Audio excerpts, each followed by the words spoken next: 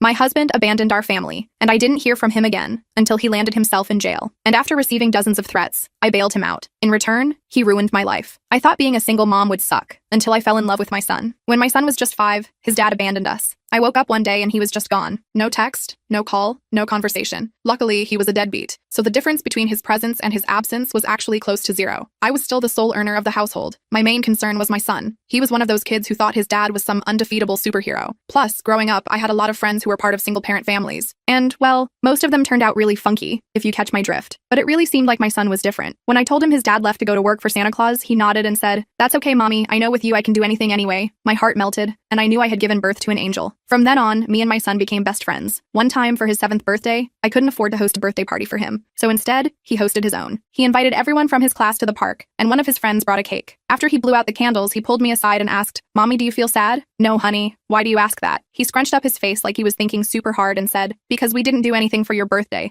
and all these people are here for mine." I just lifted him up and twirled him around. I assured him it was his day, and he deserved to be celebrated without worrying about me. He just shrugged his shoulders and ran back to his friends, and he should have been enough for me, but he wasn't. One night at 3 a.m., I found myself clutching his dad's, my ex-husband's, old hoodie, and I thought about how it felt to have someone's arms around me at night, to know someone has your back, no matter what, to have someone to lean on. Usually I try to stifle the tears and blink them away, but since it was dark and I was alone, I thought it was safe to let myself cry. So I cried. A lot. I could feel my face throbbing from how hard the tears were coming out, and apparently, I woke up my son. Except I didn't realize it until he came in and asked if everything was okay. I immediately plastered on a huge smile and told him I had just finished watching The Lion King and was thinking about Mufasa's death. I assumed he had bought it, because he immediately nodded and trotted back to bed. But the next morning, I woke up to the smell of burnt toast. I went downstairs and saw my son had tried to make me breakfast. My plate was loaded with strawberries, charcoal black toast, and some raw spaghetti noodles, his favorite snack. He told me there was no reason to be sad, because he loved me. I hugged him until he couldn't breathe. I knew he was the love of my life, my beautiful son. And as I sat down eating the charcoal toast with a smile, I got the text. It was a photo from an unknown number. The text was a link from the county sheriff's website. His dad had been arrested. I wasn't even surprised. I knew it was probably for substances. But when I read the charge, my eyes literally popped out of my head. Authorities had found content on his computer, and whoever was texting me wanted me to pay bail. I stared at my phone for what felt like hours, but was probably only a few minutes. Jamie was chattering away about his plans for the day,